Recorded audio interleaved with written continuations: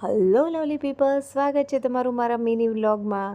તો અમે આવી પહોંચ્યા હતા સુરત ડુમ્મસ દરિયાની મુલાકાતે. ત્યાં અમે દરિયાઈ ગણેશ મંદિરના દર્શન કર્યા અને જે દ્રશ્ય અમે જોયું તેનાથી અમે થોડા અપસેટ થઈ ગયા હતા, કારણ કે જે દરિયાની સપાટી હતી એ ખૂબ જ દૂર હતી અને અમને એવું લાગ્યું કે અહીંયા આવું વર્થ ઇટ હતું કે નહીં.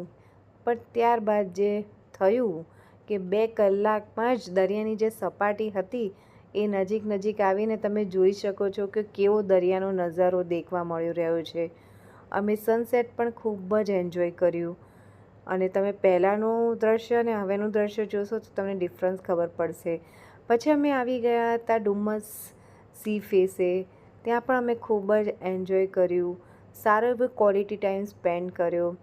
બસ સાંજ પડી ગઈ હતી, અમે નીકળી ગયા હવે રિટર્ન ઘરે જવા માટે. અને સુરત આવીને અમને ખૂબ જ સરસ લાગ્યું. તો કેવો રહ્યો મારો મિની વ્લોગ તો મને જરૂરથી જણાવજો. મળીએ આપણે નેક્સ્ટ વ્લોગમાં. બાય.